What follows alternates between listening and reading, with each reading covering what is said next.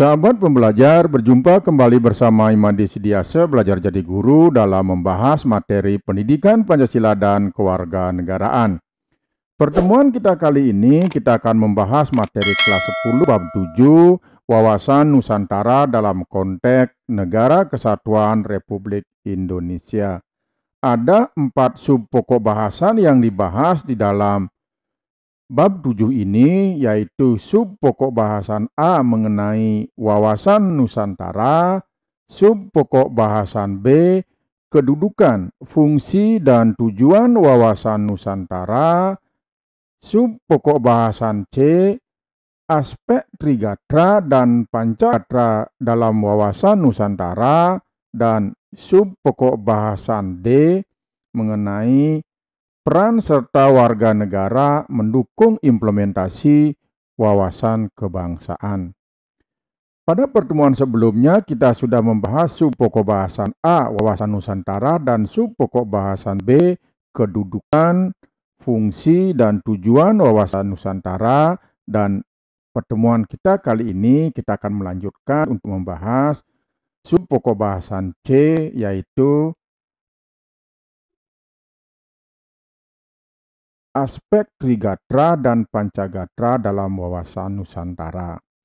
Konsepsi wawasan Nusantara ini merupakan suatu konsep di dalam cara pandang dan pengaturan yang mencakup segenap kehidupan bangsa yang dinamakan Astagatra, yang meliputi aspek alamiah dan aspek sosial atau yang sering disebut dengan Pancagatra. Trigatra itu meliputi posisi dan lokasi geografis negara, kemudian keadaan dan kekayaan alam, dan keadaan dan kemampuan penduduk. Kemudian Pancagatra merupakan aspek sosial kemasyarakatan yang terdiri dari ideologi, politik, ekonomi, sosial budaya, dan pertahanan keamanan atau yang sering disingkat dengan IPOLEK Sosbud Hankam. Antara gatra yang satu dengan gatra yang lain terdapat hubungan yang bersifat timbal balik dengan hubungan yang sangat erat yang saling interdependensi. Demikian juga antara Trigatra dengan Pancagatra. Baik, kita bahas dulu yang pertama tentang aspek alamiah atau Trigatra. Trigatra yang pertama itu adalah letak geografis. Aspek geografi ini berhubungan dengan letak geografi negara kita. Letak geografi negara kita ini memberikan penjelasan tentang bentuk ke dalam dan bentuk keluar. Kalau bentuk ke dalam menjelaskan mengenai corak, wujud, isi, dan tata susunan wilayah Indonesia berupa satu kesatuan laut dengan pulau-pulau yang ada di dalamnya. Bentuk keluar menjelaskan mengenai situasi dan kondisi lingkungan yang berhubungan timbal balik antara negara dengan lingkungannya. Kondisi geografis merupakan satu kesatuan laut dengan pulau-pulau yang ada di dalamnya. Sedangkan posisi Indonesia yang terletak di titik silang dunia, yaitu di antara dua benua, yaitu Australia dan Asia, kemudian di antara dua samudra, yaitu Pasifik dengan Hindia, dan berada di wilayah Khatulistiwa. Nah, lebih lanjut, Indonesia ini merupakan negara yang berbentuk kepulauan di mana terdiri atas perairan dan daratan. Kepulauan Indonesia ini dikelompokkan menjadi 4 gugusan. Yang pertama gugusan Papua, kemudian yang kedua gugusan Kepulauan Maluku, yang ketiga gugusan Kepulauan Sunda Kecil, dan yang terakhir adalah gugusan Kepulauan Sunda Besar. Kemudian kita bicarakan aspek yang kedua, yaitu keadaan dan kemampuan penduduk. Aspek keadaan dan kemampuan penduduk ini berhubungan dengan kondisi kependudukan di Indonesia yang mencakup 3 hal, yaitu jumlah penduduk, komposisi penduduk, dan distribusi penduduk. Jumlah penduduk yaitu faktor yang mempengaruhi jumlah penduduk itu ada 3 hal. Yang pertama adalah kelahiran, kematian, dan migrasi. Dampak positif dari pertambahan penduduk adalah pertambahan angkatan kerja untuk menambah kapasitas produksi. Sementara dampak negatifnya adalah apabila pertumbuhan penduduk tidak seimbang dengan tingkat pertumbuhan ekonomi yang tidak diikuti dengan usaha peningkatan kualitas penduduk, ini akan berdampak terhadap masalah bagi negara kita. Kemudian yang kedua, komposisi penduduk. Komposisi penduduk ini merupakan susunan penduduk menurut umur, jenis kelamin, agama, suku bangsa, tingkat pendidikan, dan lain sebagainya. Sama seperti perubahan jumlah penduduk, komposisi penduduk ini juga dipengaruhi oleh kelahiran, kematian, dan migrasi. Sementara distribusi penduduk ini adalah proses penyebaran penduduk. Jadi distribusi penduduk yang ideal itu adalah distribusi yang merata sehingga bisa memenuhi persyaratan kesejahteraan dan keamanan. Jumlah penduduk Indonesia yang begitu banyak menjadi keuntungan dalam hal pertahanan negara. Jumlah penduduk yang banyak dapat dilatih melalui bela negara guna mendukung Tentara Nasional Indonesia dalam usaha menjaga kedaulatan negara Indonesia. Sekarang kita bicarakan aspek Trigatra yang ketiga, yaitu keadaan dan kekayaan alam. Indonesia merupakan negara yang memiliki sumber daya alam yang melimpah, mulai dari sumber daya pertanian, perairan, pertambangan, dan juga energi. Nah, semuanya itu ada di negara kita. Kekayaan alam tersebut dapat digunakan oleh Indonesia sebagai modal untuk pembangunan dan pertahanan negara. Nah, oleh karena itu, kekayaan alam ini harus dimanfaatkan secara benar. Nah, bagaimana cara pemanfaatan kekayaan alam ini? Jadi, pemanfaatan kekayaan alam ini harus menerapkan 3 asas. Yang pertama adalah asas maksimal. Artinya bahwa pemanfaatan kekayaan alam Indonesia harus benar-benar bisa maksimal diciptakan atau untuk menciptakan kemakmuran dan kesejahteraan bagi rakyat Indonesia. Kemudian yang kedua, asas lestari. Asas lestari ini maksudnya bahwa ketika memanfaatkan kekayaan alam kita, ini tidak boleh menimbulkan kerusakan terhadap lingkungan. Dan wajib hukumnya bagi kita untuk menjaga keseimbangan alam. Dan yang ketiga, asas berdaya saing. Artinya bahwa hasil pemanfaatan kekayaan alam Indonesia ini harus bisa bersaing dengan hasil kekayaan alam negara lain. Sekarang kita akan membahas tentang Pancagatra. Jadi sebelumnya kita bicara tentang Trigatra. Jadi apabila kita bicara tentang Trigatra ini berhubungan dengan aspek alamiah. Kalau Pancagatra ini berhubungan dengan aspek sosial. Yang pertama ada ideologi. Aspek ideologi ini merupakan suatu sistem nilai dan kebulatan ajaran yang memberikan motivasi. Ideologi mengandung konsep dasar tentang kehidupan yang dicita-citakan oleh suatu bangsa. Suatu ideologi umumnya bersumber dari suatu falsafah dan merupakan pelaksanaan dari sistem falsafah itu sendiri. Bagi bangsa Indonesia, Pancasila merupakan ideologi yang sudah bersifat final.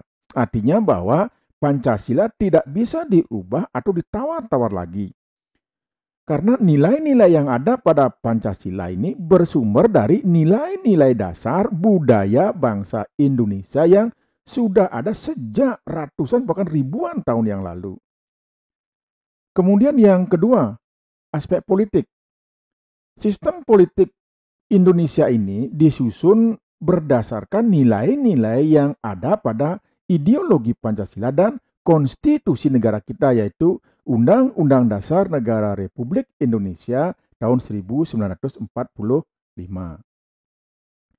Sistem politik Indonesia merupakan asas, aluan, usaha, serta kebijakan negara tentang pembinaan serta penggunaan potensi nasional, baik yang potensial maupun yang efektif secara totalitas untuk mencapai tujuan nasional.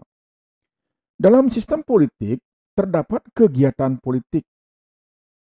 Nah, adapun yang dimaksud dengan kegiatan politik negara Indonesia ini dibagi menjadi dua jenis, yaitu politik dalam negeri dan politik luar negeri.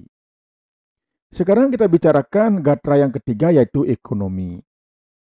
Aspek ekonomi ini berhubungan dengan kegiatan pemenuhan kebutuhan masyarakat yang meliputi pengelolaan faktor produksi, distribusi, dan konsumsi barang dan jasa, serta usaha-usaha untuk meningkatkan kesejahteraan rakyat. Upaya meningkatkan kesejahteraan rakyat dapat dilihat dari sistem perekonomian Indonesia yang disusun sebagai usaha bersama berdasar atas asas kekeluargaan. Maksudnya bahwa setiap warga negara Indonesia mempunyai hak dan kewajiban yang sama dalam menjalankan roda perekonomian dengan tujuan mensejahterakan bangsa. Selain itu pula, Indonesia juga menerapkan sistem perekonomian kerakyatan. Yang dimaksud dengan perekonomian kerakyatan yaitu sistem ekonomi yang berbasis pada kekuatan ekonomi rakyat. Sekarang gatra yang keempat yaitu sosial budaya. Aspek sosial ini berhubungan dengan pergaulan hidup masyarakat Indonesia, di mana nilai-nilai kebersamaan, perasaan senasib, sepenanggungan, dan solidaritas merupakan unsur pemersatu.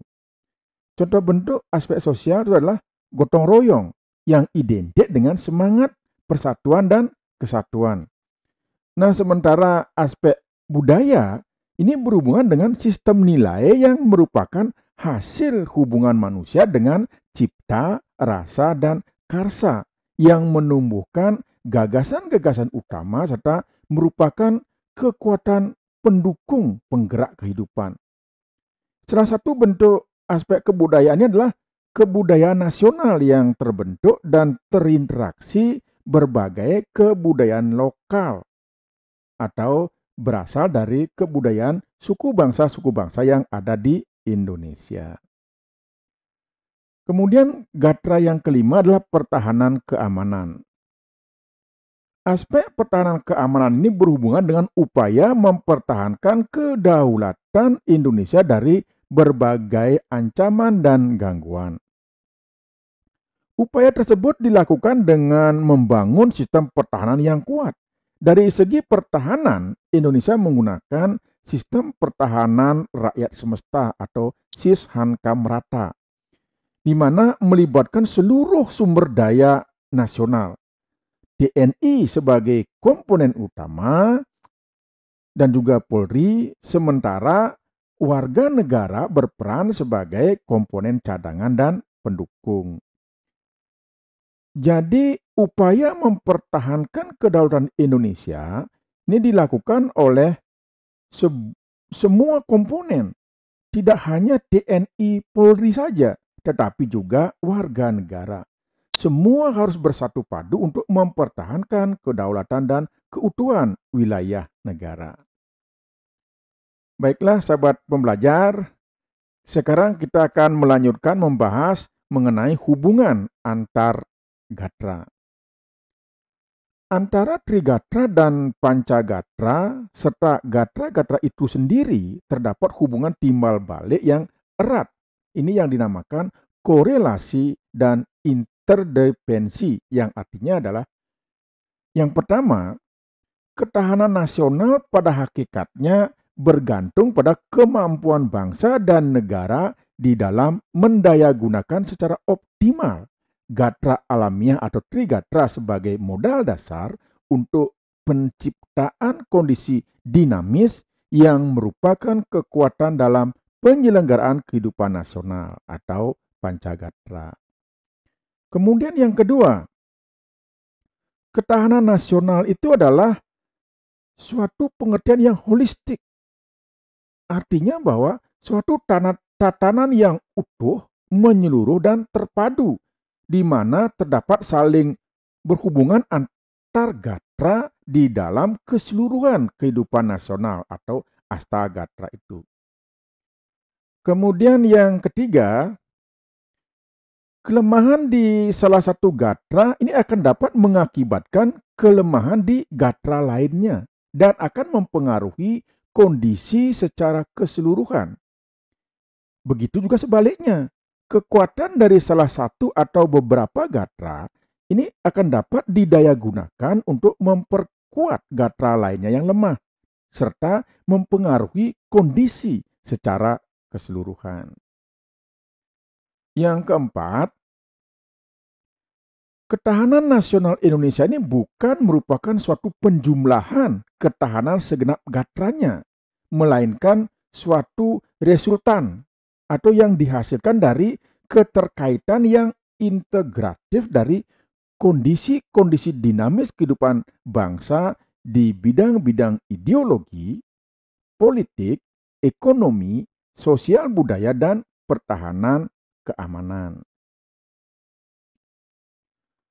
Nah, selanjutnya kita akan bahas bagaimana hubungan antar gatra tersebut. Kita mulai dari yang pertama, yaitu gatra geografi. Karakter geografi sangat mempengaruhi jenis, kualitas, dan persebaran kekayaan alam dan sebaliknya. Kekayaan alam dapat mempengaruhi karakter geografi. Yang kedua, antara gatra geografi dan gatra kependudukan. Bentuk-bentuk kehidupan dan penghidupan serta persebaran penduduk sangat erat kaitannya dengan karakter geografi dan begitu juga sebaliknya. Karakter geografi mempengaruhi kehidupan dari penduduknya. Kemudian yang ketiga, antara gatra kependudukan dan gatra kekayaan alam. Kehidupan dan penghidupan penduduk ini dipengaruhi oleh jenisnya, kualitas, kuantitas, dan persebaran kekayaan alam. Demikian juga sebaliknya, jenis, kualitas, kuantitas, dan persebaran kekayaan alam dipengaruhi oleh faktor-faktor kependudukan, khususnya kekayaan alam yang dapat diperbaharui. Kekayaan alam mempunyai manfaat nyata jika telah diolah oleh penduduk yang memiliki kemampuan dalam ilmu pengetahuan dan teknologi. Kemudian yang keempat, hubungan antar gatra dalam Pancagatra. Setiap gatra dalam Pancagatra memberikan kontribusi tertentu pada gatra-gatra lainnya. Dan begitu juga sebaliknya, setiap gatra menerima kontribusi dari gatra-gatra lainnya secara terintegrasi. Baik, kita bahas mulai dari yang pertama dulu. Antara gatra ideologi dengan gatra politik, ekonomi, sosial budaya, dan pertahanan keamanan. Maka arti ideologi ini adalah sebagai falsafah bangsa dan landasan ideologi negara. Selain itu, ideologi merupakan nilai penentu bagi kehidupan nasional yang meliputi seluruh gatra dalam Pancagatra dalam memelihara kelangsungan hidup bangsa dan pencapaian tujuan nasional. Kemudian yang kedua, antara gatra politik dengan gatra ideologi, ekonomi, sosial budaya, dan pertahanan keamanan. Berarti kehidupan politik yang mantap dan dinamis, menjalankan kebenaran ideologi, memberikan iklim yang kondusif untuk pengembangan ekonomi, sosial budaya, pertahanan, dan keamanan. Kehidupan politik bangsa ini dipengaruhi oleh bermacam hal yang satu dengan yang lainnya akan saling berkaitan. Ia dipengaruhi oleh tingkat kecerdasan dan kesadaran politik, kemudian tingkat kemakmuran ekonomi, ketaatan beragama, keakraban sosial, dan rasa keamanan. Kemudian yang ketiga, antara gatra ekonomi dengan gatra ideologi, sosial budaya, pertahanan, dan keamanan. Berarti kehidupan ekonomi yang tumbuh mantap dan merata akan meyakinkan kebenaran ideologi yang dianut, mendinamisir kehidupan politik dan perkembangan sosial budaya, serta mendukung pengembangan pertahanan dan keamanan. Keadaan ekonomi yang stabil, maju, dan merata ini akan menunjang stabilitas dan peningkatan ketahanan aspek yang lainnya. Kemudian yang D, antara gatra sosial dengan gatra ideologi, ekonomi, sosial budaya, pertahanan, dan keamanan. Dalam arti kehidupan sosial budaya yang serasi, stabil, dinamis, berbudaya, dan berkepribadian, ini akan meyakinkan kebenaran ideologi, kemudian akan memberikan iklim yang kondusif untuk kehidupan politik yang berbudaya, kehidupan ekonomi yang tetap mementingkan kebersamaan, serta kehidupan pertahanan dan keamanan yang menghormati hak-hak individu. Jadi keadaan sosial yang terintegrasi secara serasi, stabil, dinamis, berbudaya, dan berkepribadian hanya akan dapat berkembang di dalam suasana yang aman dan damai.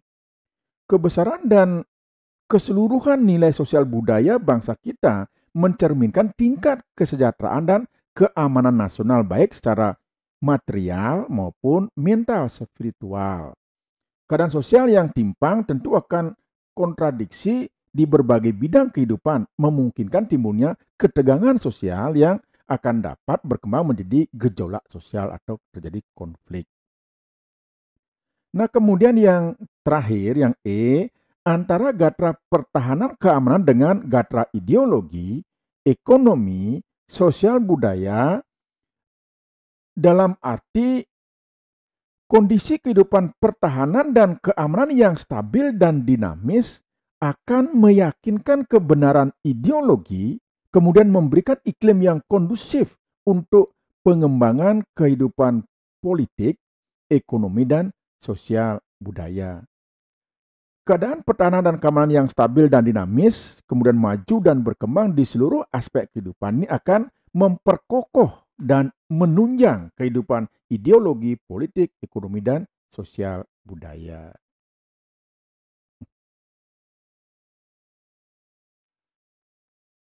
Baiklah sahabat pembelajar, demikian yang bisa kita bahas pada pertemuan kita kali ini.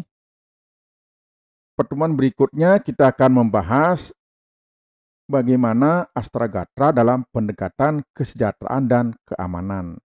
Nah, semoga apa yang sudah kita bahas pada pertemuan kali ini ada manfaatnya. Terima kasih.